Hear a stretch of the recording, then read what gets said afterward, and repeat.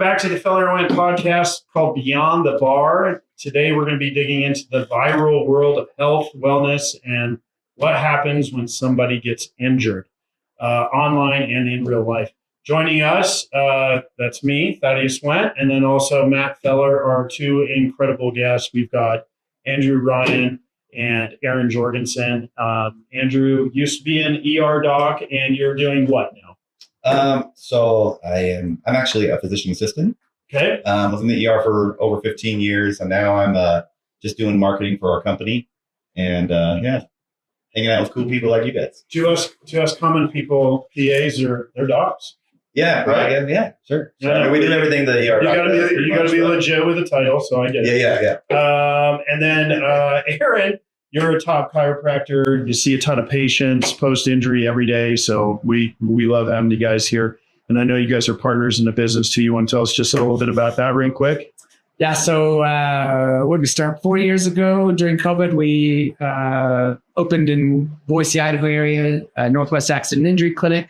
And, our model is to help rehab acutely injured patients and kind of get them through the system, kind of help them navigate the insurance, the healthcare portion of it, and try to recover as much as possible from these accidents. Awesome. So 4 years ago, that's when you guys kicked this off? Boise. Yeah. So what about the other? So I opened my offices in Washington in 2009. Okay. So you've been a long time at it. Been a little while. And good. Awesome. Well, I want to start with a personal question. Sure. Right. And Andrew, look, I'm coming to you, PA. Why get into that world? Was there a person or some event that, changed the trajectory of wherever you were heading and said, I'm gonna go be a PA? Yeah, I think there was a guy that I met. So I was going to go actually become a nurse. So I was going to be an RN. And I was working. I got a job at the hospital doing EKGs. So I was running around doing EKGs, and I was in the ER a lot to do EKGs when I get called in. And there was a guy that I didn't ever really want to become an MD because I was like, man, I don't want to go to school that long. I don't want to do residency, all this stuff. But there was a dude there that was just a stud, and everybody was like, going to him. This guy named Scott. And it's like, who's that dude? And found out who he was. I was like, hey, can we talk? I'd like to hear what you do. So he took me aside, talked to me for like 30 minutes about what a PA was and what they did and the route to get to it. And that just kind of turned it. I was like, dude, that's it. I'm like, that's what I want. I don't want to go to school forever, be an MD, but I kind of want to have more responsibility than a nurse. And I want to be able to do, a lot of what a doc does. I want to be able to do procedures. I want to be able to prescribe and diagnose. And so does this guy know that you actually went and became? Yeah, absolutely. So his name's Scott Schrader. When I came, I went to do ER in California for about 7 years. I paid my student loans off and everything. When I moved back to Boise, I went into the ER and they were looking to hire people. And I still knew Scott because he knew I went to PA school and he was down in Twin. And so he was looking to move to Boise. So I hit him up and I'm like, hey, man, I got a job for you. So he came and worked in the ER then after all that. And we ended up working for like another, 5 or 6 years together in the ER. So it was funny. Like he was a PA for a long time.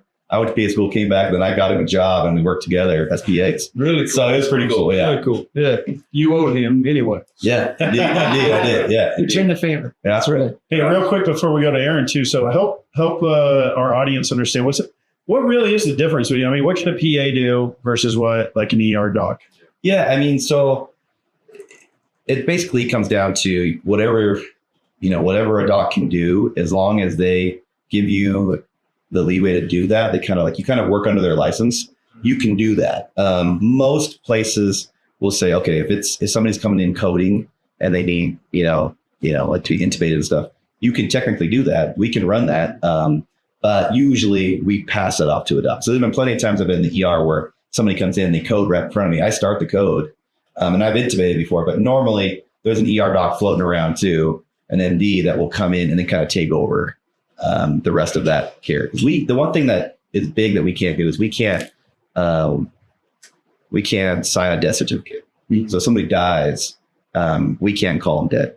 The MD has to call it. So as long as the PA is always around, you're still alive.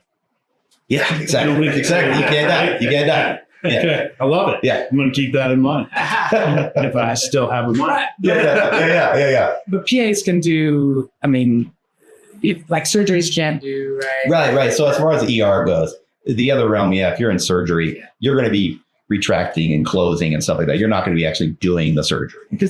I also know, like I know several ER providers as well, and they actually say some of the MDs don't, they either don't work in part-time shifts or maybe they aren't as comfortable doing tubes. And so a lot of times I know they'll defer to PAs that are in it every day.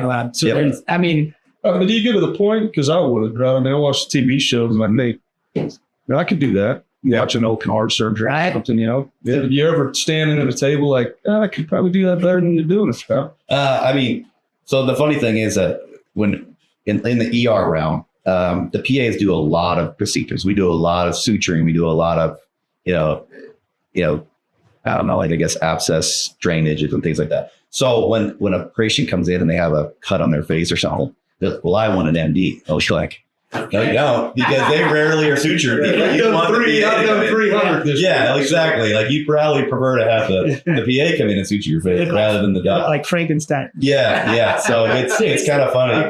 There's plenty of times where the MD will defer to the PA to do it. That's to my point. Like a lot of times the PAs are just as proficient. It just depends on, at the end of the day, like if they've been in the ER for a long time, they're probably as good. They've trained on the job and they're as good as MDs with a lot of these scenarios. I doubt an MD might argue that point. Yeah. But they're not if you talk to a resident, like there'll be times where I was in there, I had 14, 15 years of experience, and a resident just came out of residency and they are seeing, hey, they'll actually, most of them are pretty cool and be like, hey, have you seen this before? What do you think? What would you do here? Most of them will ask if they know you have quite a bit of experience. Oh, that's cool. So it is pretty cool. You're now that guy who's a badass guy that you saw like everybody going to, right? Right. Yeah. Cool. No, that's so helpful because like a lot of times, like just us as patients, I don't know the differences. So that's like really helpful. Well, to understand that. So, and I think what you're seeing too in the healthcare industry, because you're seeing mid-levels, PAs, nurse practitioners fill a lot of those gaps because the need for MDs, family practice, all that kind of stuff is so severe. And the process to train is so long. And they have the burnout rate, that kind of stuff too, that a lot of these gaps are being filled by mid-level providers. And so your family practice are nurse practitioners, PAs. And so they're becoming a lot more utilized a lot more in healthcare and filling those gaps. And I think a lot of the clinics that are open now, I think even like who I call my P&P is VA. Right. Dr. Shelby Pitts. She does a great job. I call her doctor. Yeah. But yeah. I mean, we call PA. We don't correct, right? We don't correct you. We only do it. It's like, okay, cool. But no, like the one thing too, speaking to that was, medical school applications are way down and applications for PA school and NP school are way up. So it's because people are realizing, hey, I can go to this, but I can do similar type, pretty much the same thing, but I don't have to go to school for 10 years. Yeah, that's my sister-in-law did that. Yeah, she was just like same kind of journey as yours. Like, I don't want to go into the debt, take all that. Exactly, that's a big thing. The debt is about $400,000 or $500,000. That's better back. Yeah. And she still gets to go in and take care of people. Yep, still got to do what you want to do.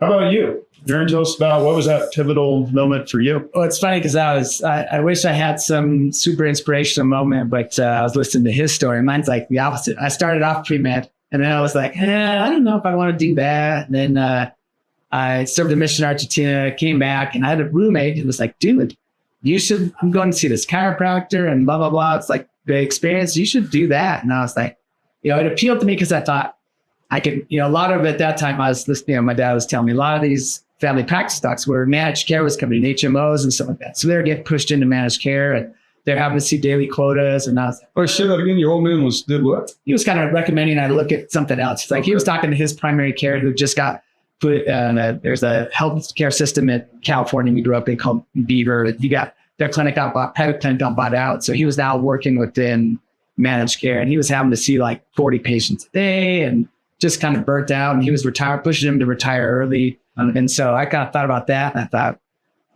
so I kind of looked into the whole chiropractic thing and I liked it. It was, for me, chiropractors tended to see their patients a little more frequently, had a little bit different relationship. And so it kind of appealed to me. I felt like you got to know your patients a little bit more, I guess, first. And for me at the time, I that appealed to me. And I look back now as a provider, and you have to maintain a certain professionalism and distance there. But I like that I got to, the way that his patients interacted with them, this chiro that I worked for a little while.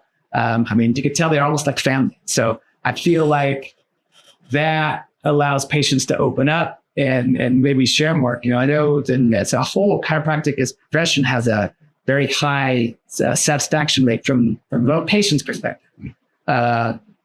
Whereas, medical providers, their approval rates are, I think, 750 or high 40s. Not unless. Yeah. And so the chiropractic is somewhere, I think, in the high 80s, low 90s as far as satisfaction rate. So, I feel like that gives us a better camaraderie and rapport with our patients to be able to guide them and have them maybe trust you or listen to you. So that was appealing. So, but I kind of went the chiropractic route because I thought I could still, stay out of the managed care system, run my own private practice, have my own hours, be able to spend time with my family and not, be tied at the clinic so many hours. So a lot more flexibility and still have a decent living. So that's kind of what drove me chiropractic. Makes sense to me.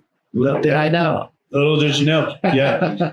What about if you didn't do it, right? I mean, for me, I'm the guy that, when I got into law school, I was either going to a ranch in Montana to work as a wrangler or I was going to law school. How did you tell me Joe's law school? Yeah. Yeah. Well, that's a weird thing to tell people, right? Because every day I'm like, man, I wish I was on that ranch. I'm out there riding my horse. But if not healthcare, what would you be doing?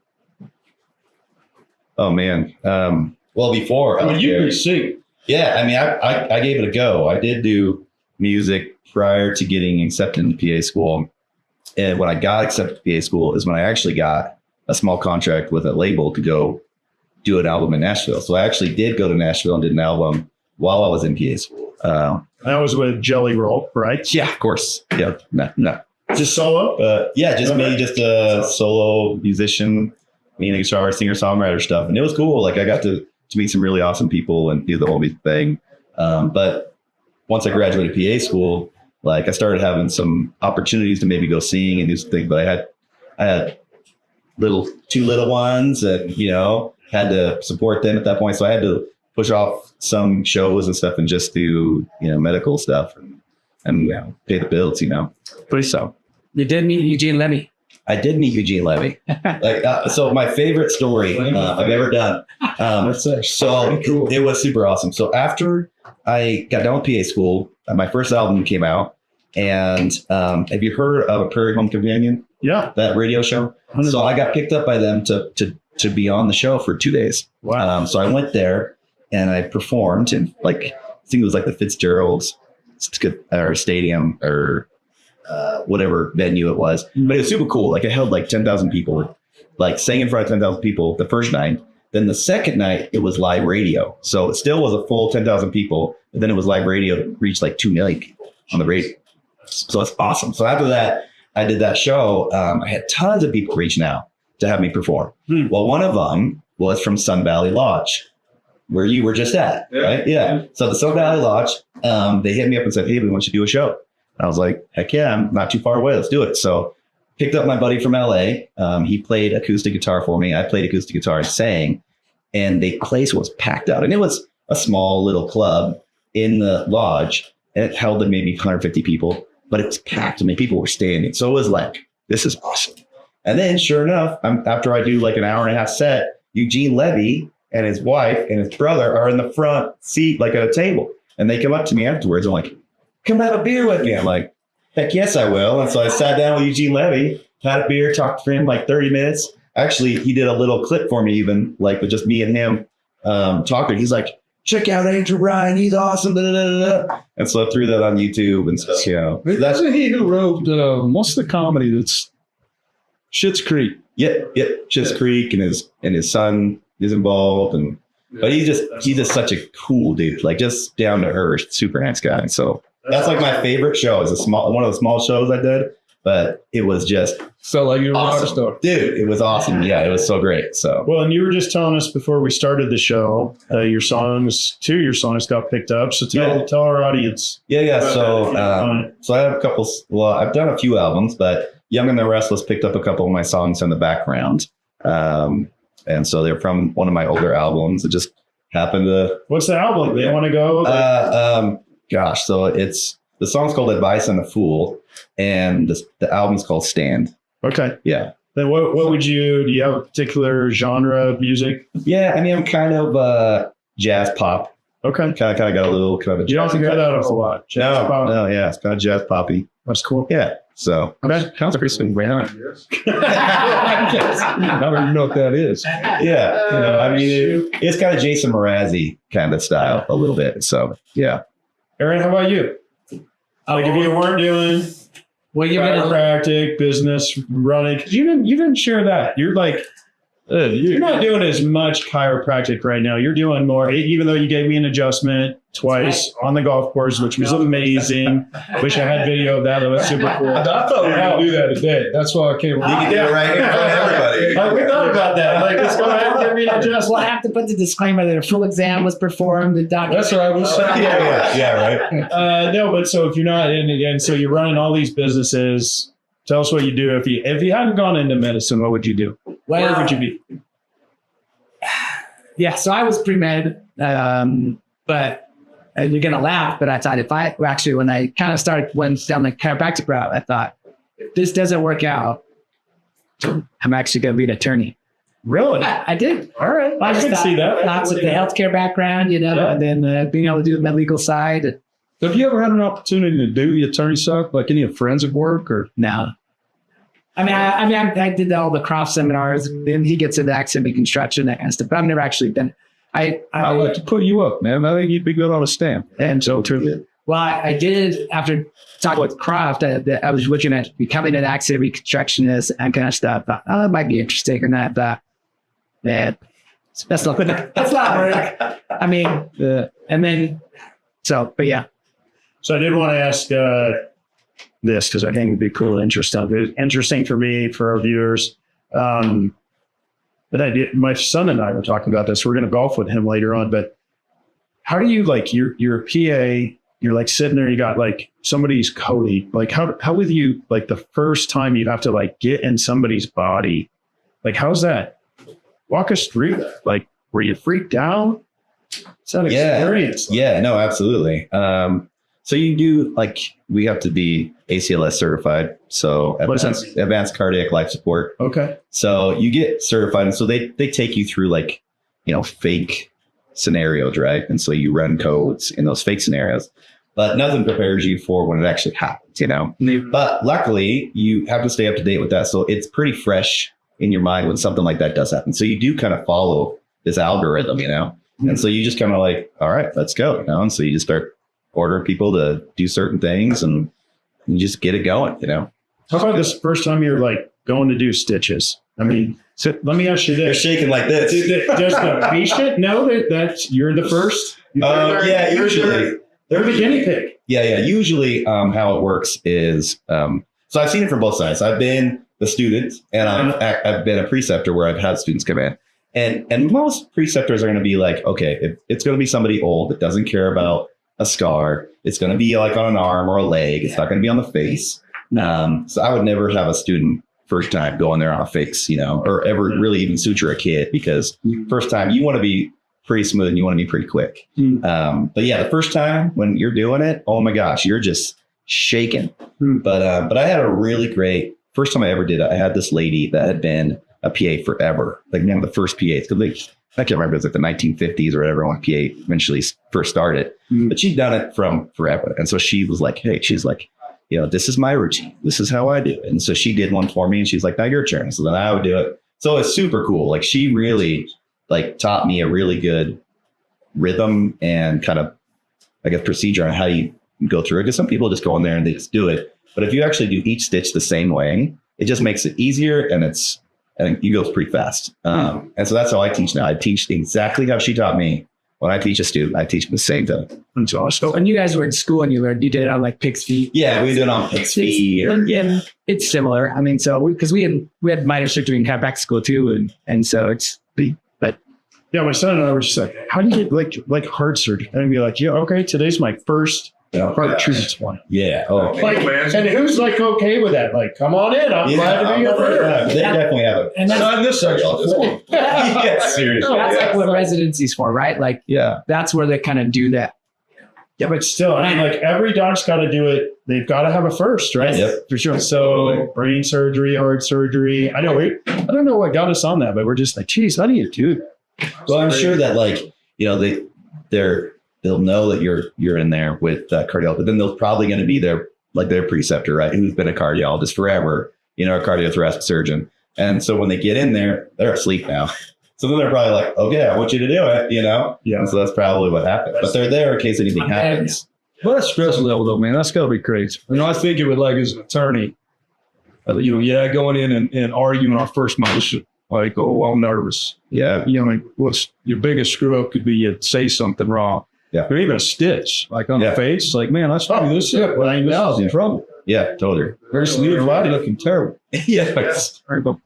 Yes. Yeah, for sure. Then you get sued by lawyers. Hopefully it's a real nervous. Yeah, we're setting you up asking you that question. Yeah, right, exactly. How about you? So one of the things that's like viral right now, Aaron, is these like people are out there like adjusting their own necks and stuff. But just before we get to that, how about your first time you had to do that or do some like crazy adjustment? Was it nerve wracking? It's funny. Did you work on cadavers first? No. I was going to say It was Adjusting. same as our first day of phlebotomy. It was like, all right, grab a partner. So, we start off in motion palpation class. And so we have hours and hours of palpating the spine, feeling kind of movement, where segments are not moving, stuck, things like that.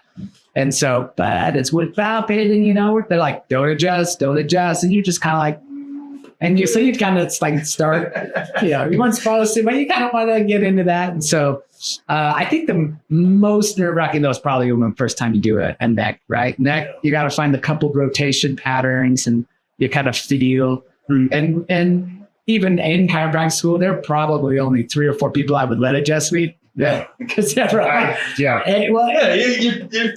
clicking, man. I trust you. Okay, you're coordinated. You couldn't adjust the way out of a paper bag, so you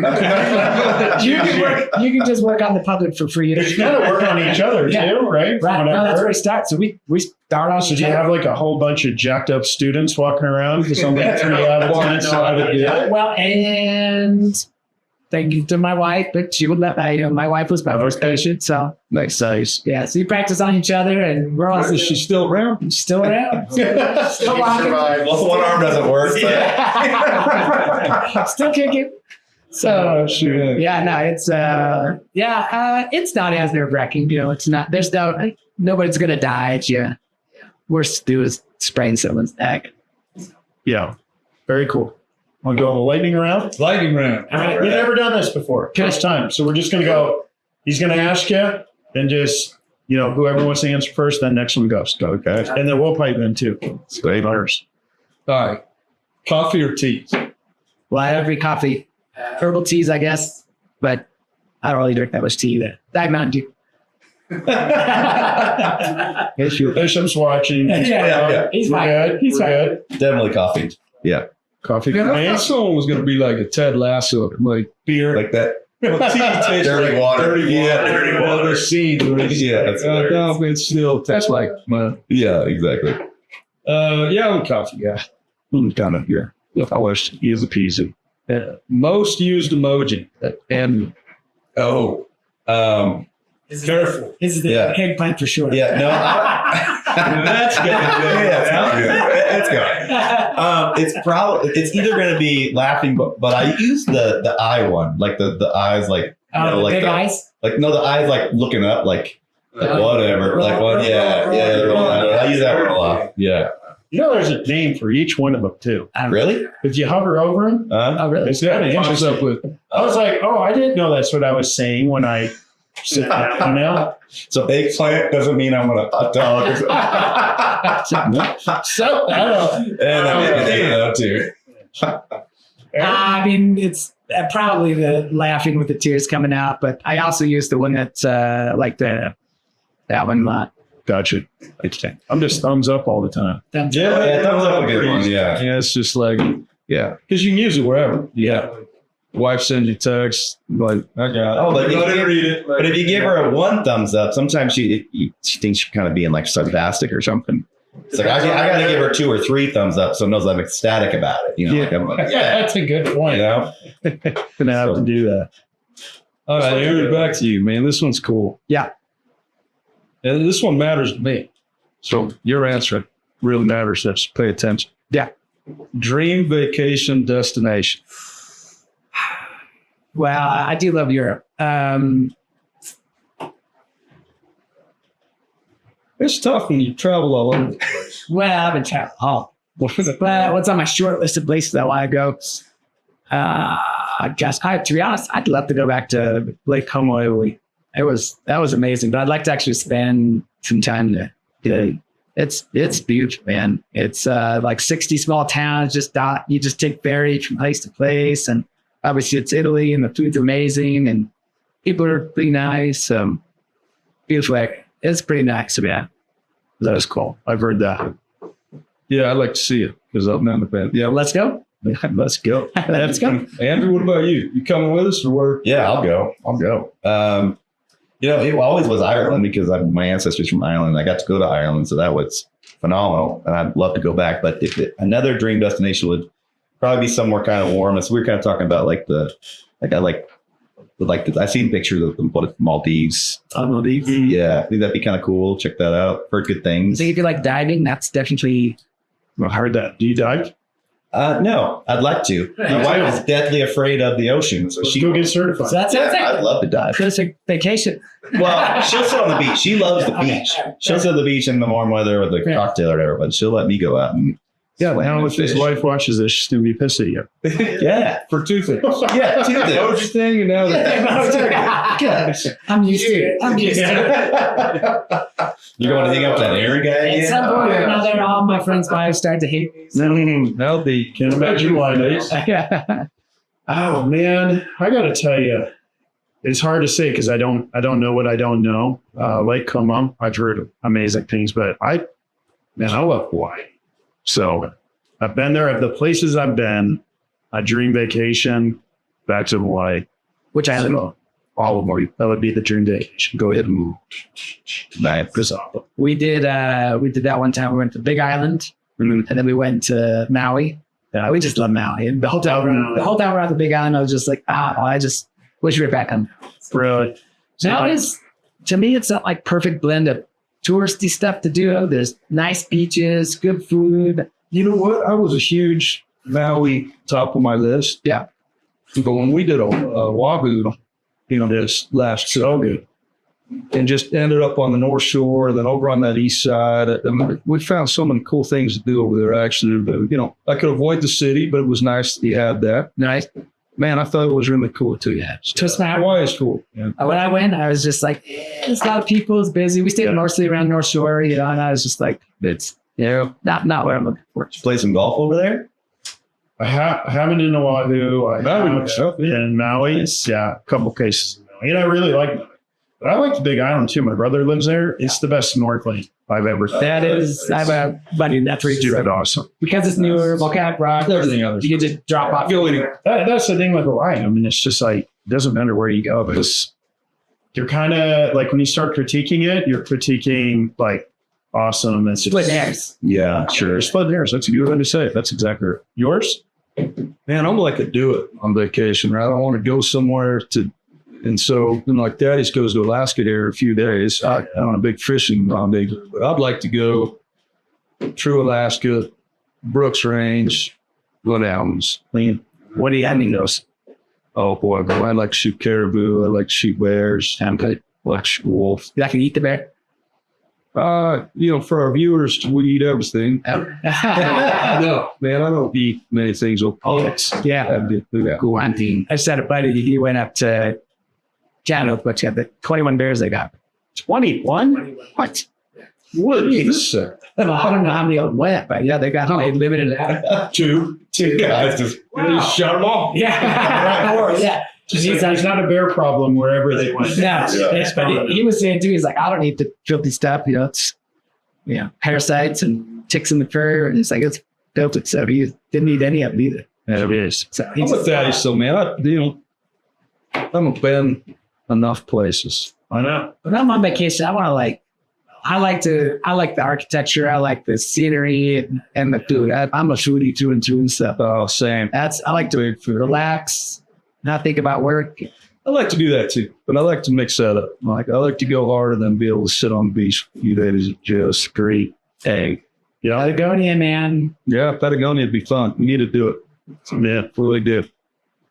All right, let me ask another one. Okay. Night owl or early riser? Definitely not at all. What time do you get up? In the honest. Oh, I'm still usually up by 8:30, 8 or 8:30, but I'm not a 6 a.m. guy. Yeah. Yeah. Yeah, definitely night out. During school year, my kids have 0 hours, so we're up at 6 a.m. every morning. Should kids wake you up? No, alarms. We make their lunches and you drive them in and go try and read scriptures in the morning, get started. So Nice. It's good.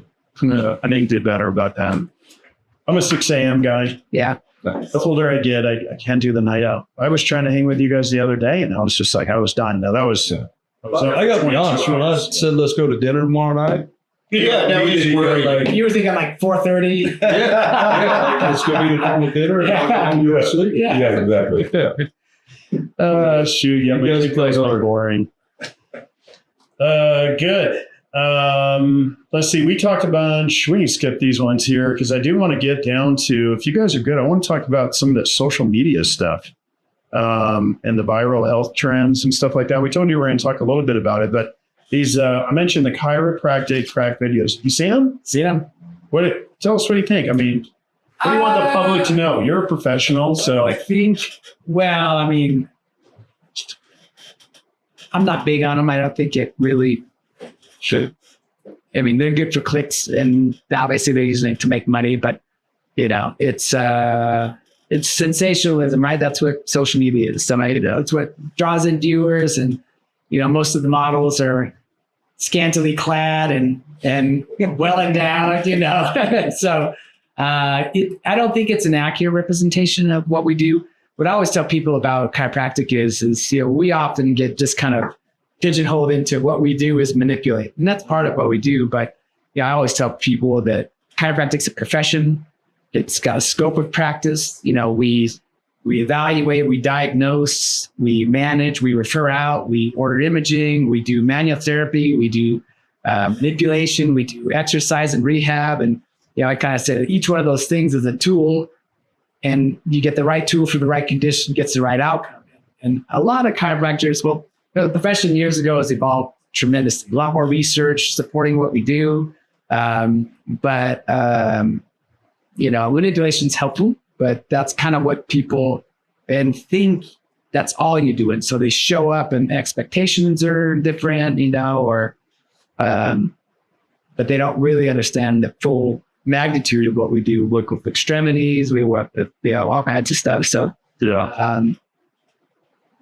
it's good for exposure, I guess, but I think the public from those doesn't get a real good representation of the profession. Yeah, I think that's fair. I think you've got two different groups too that watch it. There's some that are probably like, oh, I'll go act. And then there's over there like, ew. Yeah, right? Cool. Andrew, how about you? Let's talk about TikTok. You on it? You on social media? Watch shorts? Just not on TikTok. Well, okay, so I guess not necessarily, just any of them. Oh, yeah. No, I mean, probably more like Instagram and X now, not Twitter. Gotcha. So with that, lots of health stuff. Yeah. Things going viral. Yeah. Give us a little insight on that. What do you think's the most dangerous or ridiculous health trend that you've seen that's just like, it's all over the place and that's not going to do anything for anybody? Gosh. Or it can hurt it, right? Yeah. I think if we Jump in because you're jumping in. Yeah. This generation is like so used to consuming like all of their information from reels. They get their news, their political news from reels and all right, that. Tom? Is that right? So I think I was like 20. if you're going to TikTok and you're going to Instagram for your health advice, it's the wrong place to go. I think that's the danger in general. Like those are very few actual experts on there that actually know what they're talking about. They might quote a study, but the studies really don't know the quality of research they're quoting. And so it becomes really dangerous. They're trying to justify what they're saying, but most of them are pushing something on the side. And so I think that's really hard, actually.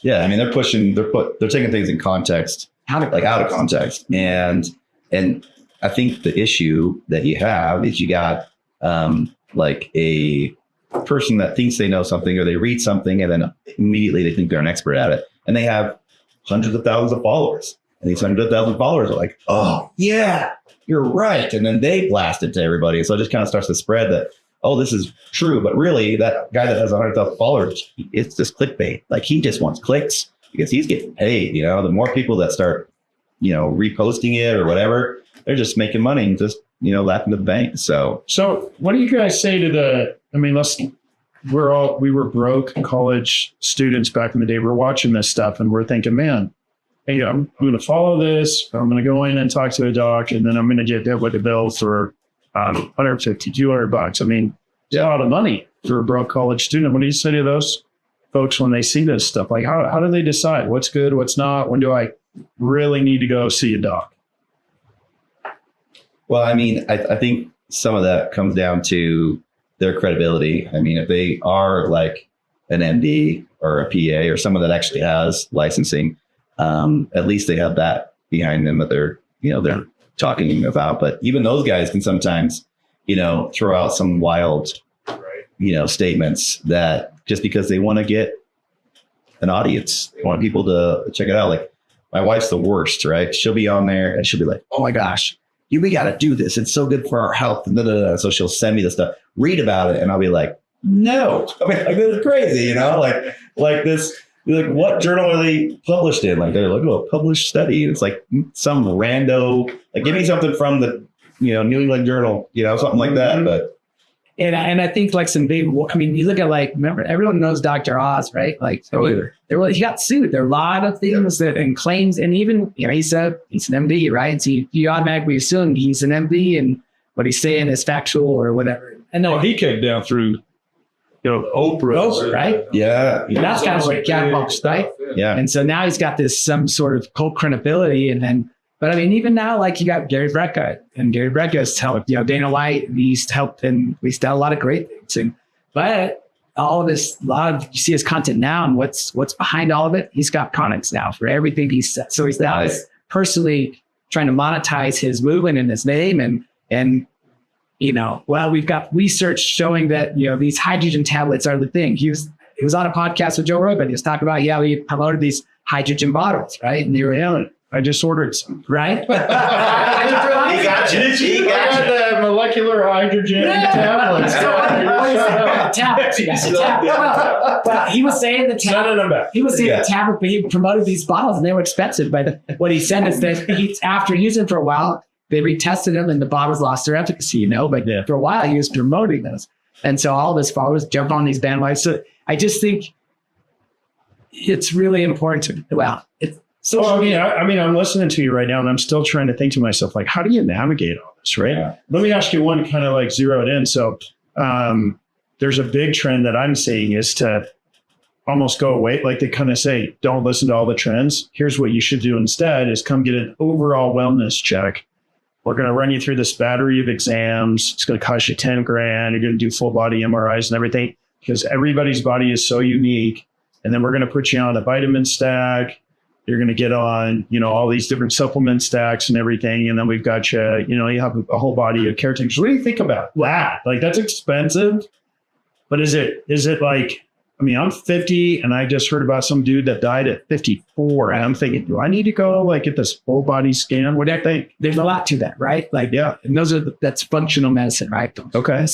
And you have to really kind of tease out, well, what's their motivation? They have a financial motivation to use some of these fear tactics. You need those who want to die at 55.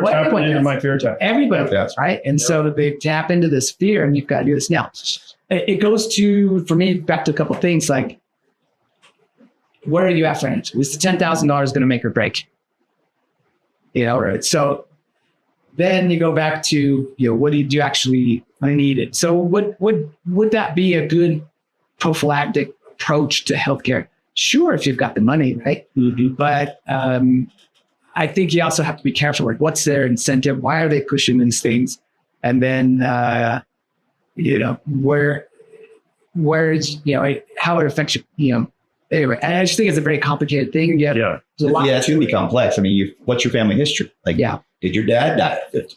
Like all those kind of things would come into play. Like, did that happen? You'd be like, okay, maybe I should invest in this so I can catch something early that got my dad or my uncle or, whoever. So if you've got the money and you've got the family history, maybe that's got, you have a legitimate concern. Do you think it's worthwhile to go do something like that?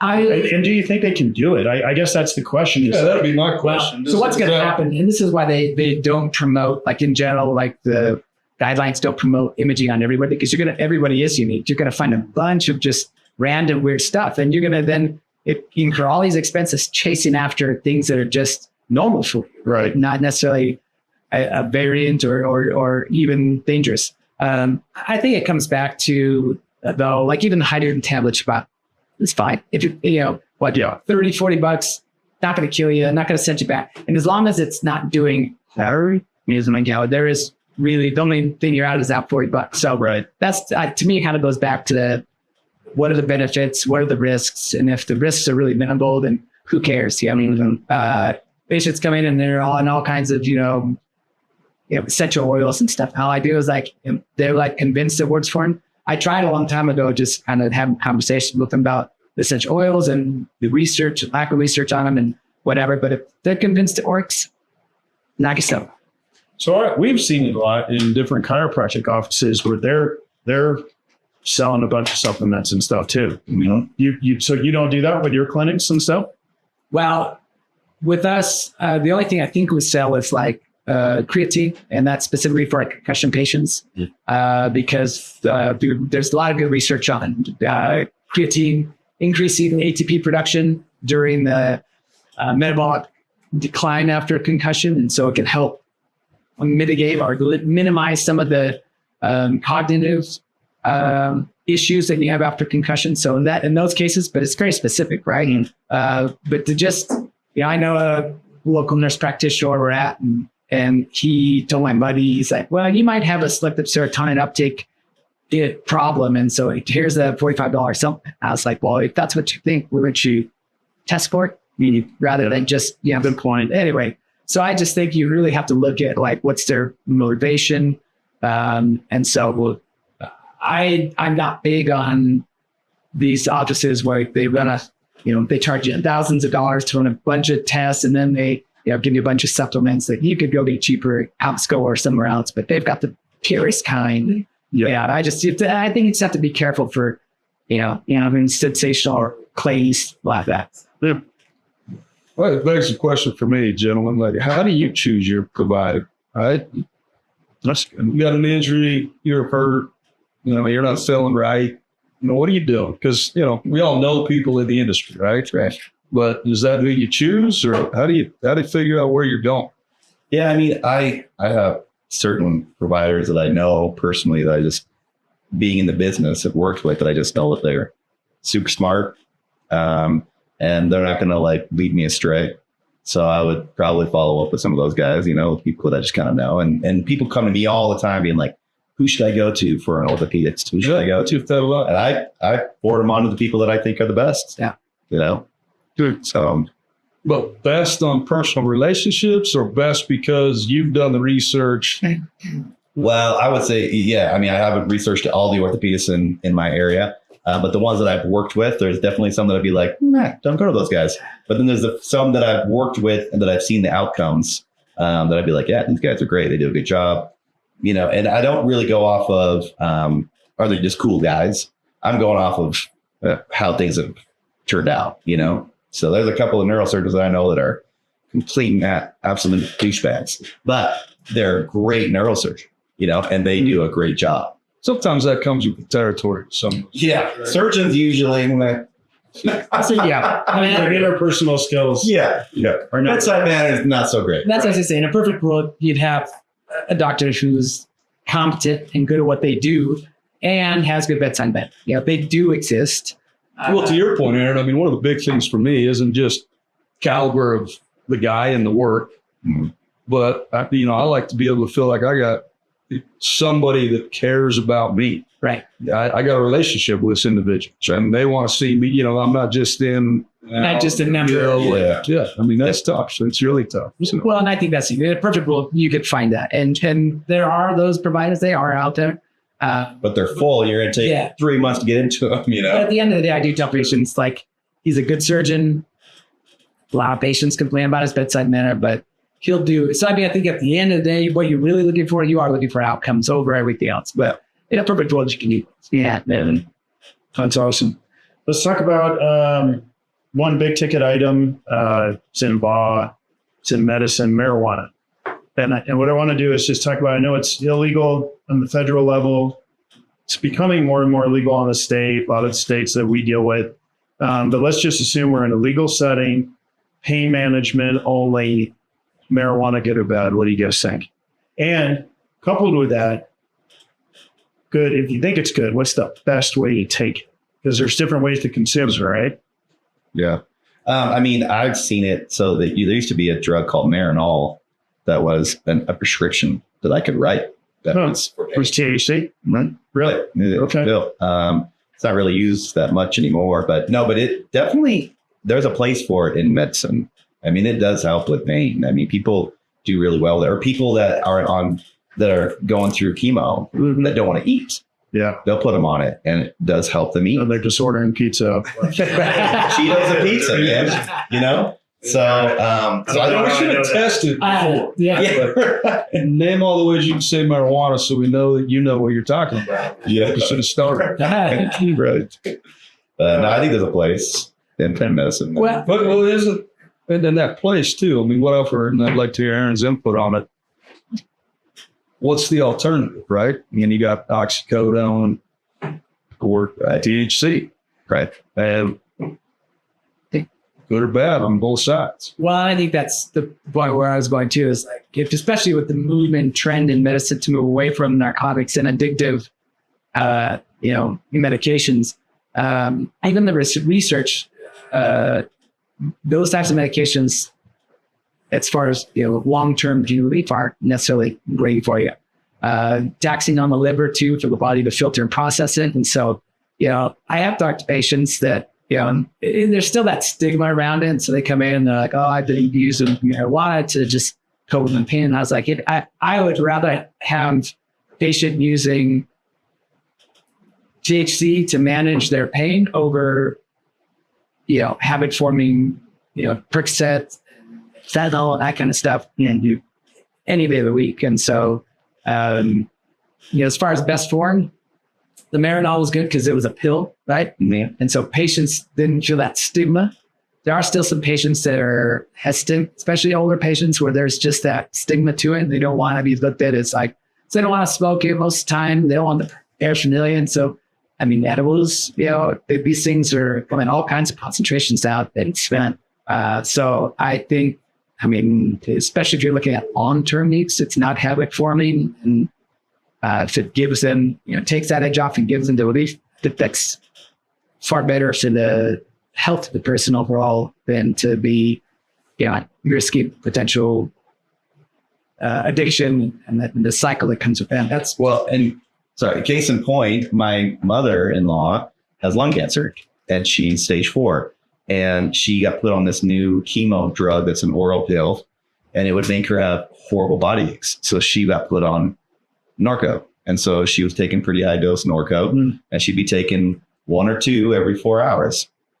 Well, she took a trip to Oregon and got some edibles, and now she doesn't even really take the Norco at all. Like, she just uses an edible that helps a lot with the pain. And the chemo pill is working because she's now in remission, which is pretty amazing.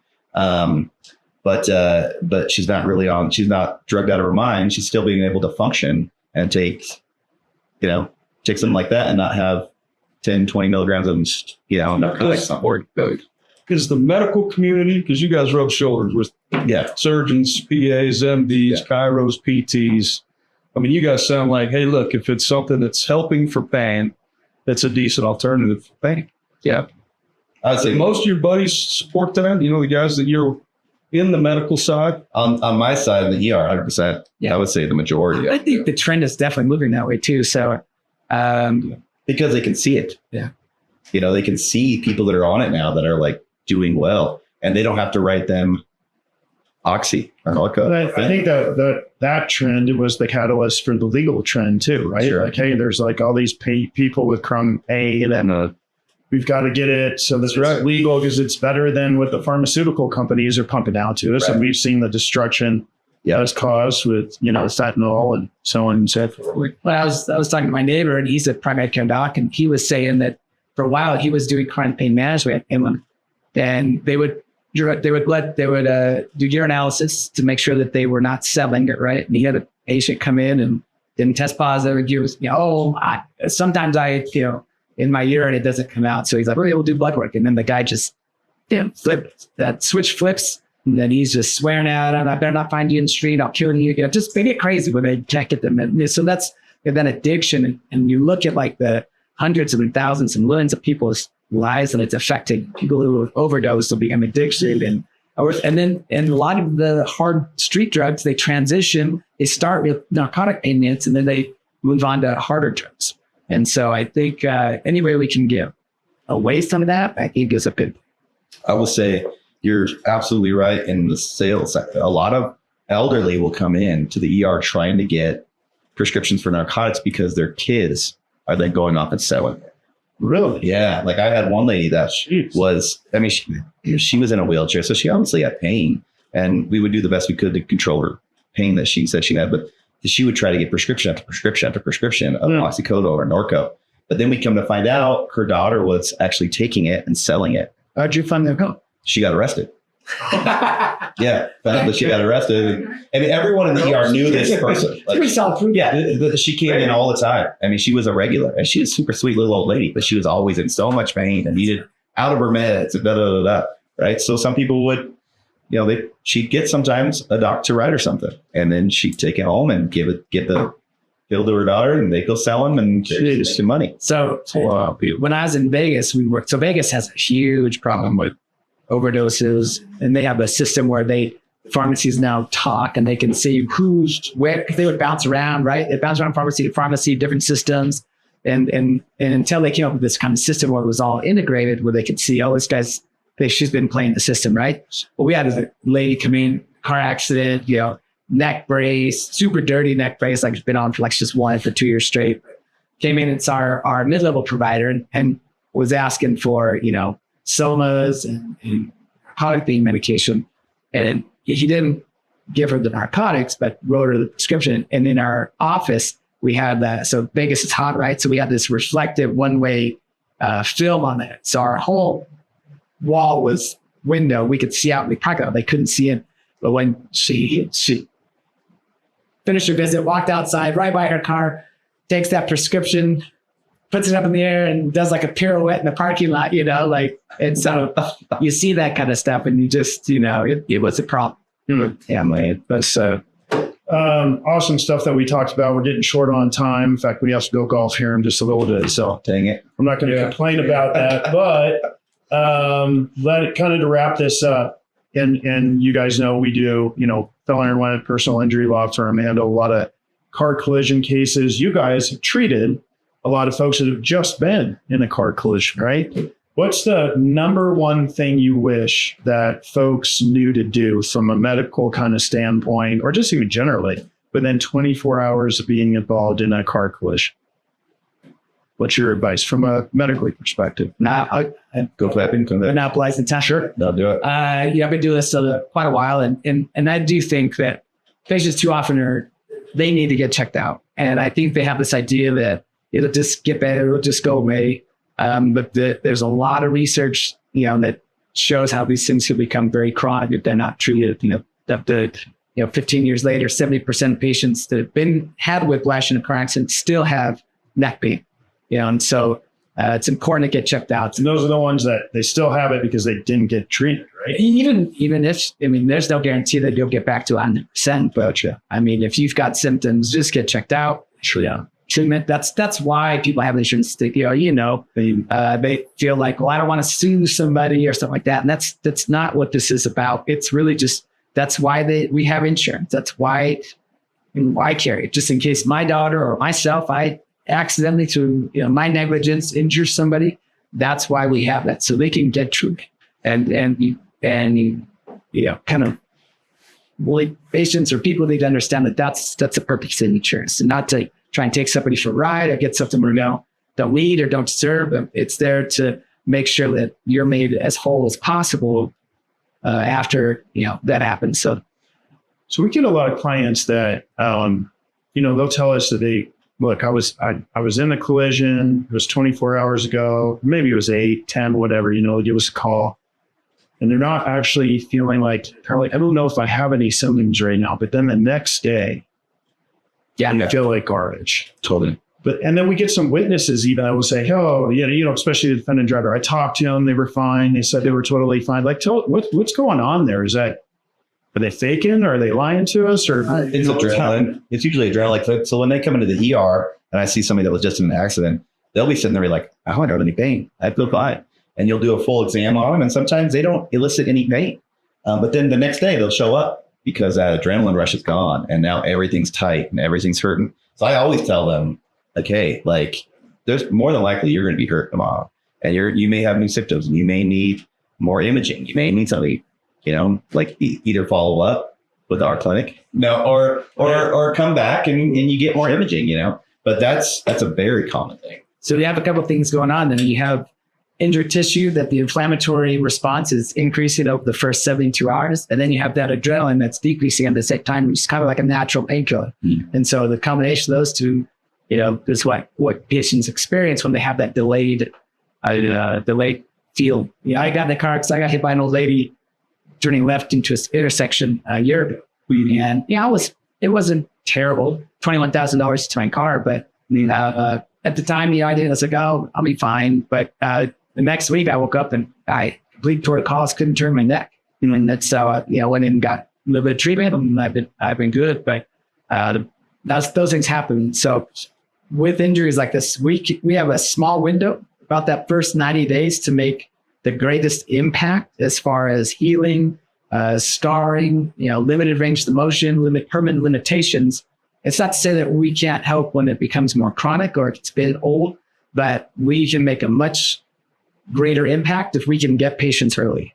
You said with concussion, the earlier we can get them in and assess them, the better that long-term outcomes. And so it's always good to get checked so that we can, mitigate that as much as possible. Well, and we've advised clients too, like, to that effect, because I knew that, having done this for almost 20 years now, and I knew that I wanted our viewers to get that information too. But we always advise them, just like if you've been involved in a traumatic event, go get evaluated by a medical professional. The worst thing that could happen is you're totally fine. Yes. It gets documented that you're totally fine. And then that's helpful for the next car collision that you're in, because odds are you're going to be involved in some other traumatic event later on in life. It sucks, but that's the truth of it, right? And now you have documentation that says, no, it wasn't this event, it's that event. Yeah. So you don't making claims there. So whether you are hurt or not, but it sounds like for a lot of folks, because we get people that feel guilty about it, right? They're like, I didn't feel like I hurt. I told the EMTs that I felt fine. And I feel almost like I'm lying, but I hurt. And that's normal. From what you're saying, it's very common. So they shouldn't feel like they're lying or fabricating. But it happens. And that business will be covered by the insurance. Right. So you really exactly. Yeah, because they have personal injury protection or MedPay or something. Yeah. That brings up a question for me too, and I think we're out of time, but we're close to it. Well, from your perspective, you know what we do, we know what you do, but tell the viewers, if you can, the importance, if you think it's important, for that intersection between a legal medical relationship and these kinds of situations. And Go ahead, you got it. no, I think especially oftentimes the practices of insurance companies can be very predatory. in the sense that they'll call, they're doing recorded conversations, they're waiting for you to say, oh, I'm fine, I don't have any pain, and then they'll use that against you later. To deny your claim. To deny your claim. So a blast on State Farm And recently. you're right. And so, I had a lady, young girl, they said, oh, well, we'll pay for it. We're going to give you $2,000 and then we're going to pay for your medical care. And so she signed the check and then we submitted the bills and they said, nope, she signed the check. We're free and clear. And so, I recommend that patients get representation, just to make sure that they get what is due to them under the law, right? And then also to make sure that they get, represented. And I always tell patients, it's not about monetary gain, secondary gain. It's really just to make sure that you get true and fair. Yeah, somebody's fighting in your corner. And you want to have the resources to get back on your feet, take care of your family. Sure, absolutely. With all this. Exactly. And that's still, there's so much that's going to be going on. Phone calls, recorded phone calls. Let the attorneys handle all that headache and you focus solely on just getting better. Yeah, we tell them that all the time. Yeah. Like, go see the docs. Go get treated. Focus on you feeling better. Yep. And we'll take care of the legal headache. He had something that he said a couple times that I really love, and what he talks about is that a patient would prefer to get better than to make a bunch of money. Yep. They would 100%. They would prefer to just be back to 100% whole. Yeah. And to try to make a ton of money or anything like that. So it's all about getting better. Yeah. The only people that don't agree with that are the ones that haven't been in a collision yet, or were the defendant in a collision. And then they think there's all these nefarious things going on. But as soon as you're involved in a collision, you're 100% on board with that because you get it. You get the cost, the inconvenience, Yes. the ramifications that it has on you, your job, your family. I mean, you get it once that happens. So that's definitely where we can come in and help. Hey, we got to close it out. We're going to surprise you with this. We have a guitar outside and we just want you to sing a song. Just like real. I'm kidding. We don't have. He's like, no. I wish. I was like thinking. I was like, dang, that's how we should have closed this out. No, hey, And even though you were saying no, I know you went to that Sun Valley. I know. What song am I going to sing? All right. Well, I do want to thank you both for sharing your stories and your expertise with us today. If you're listening out there and you want to learn more or hear more about how law, medicine, and modern life intersects, be sure to subscribe to our podcast. Until next time, stay safe, stay smart, and don't believe everything you see on social media.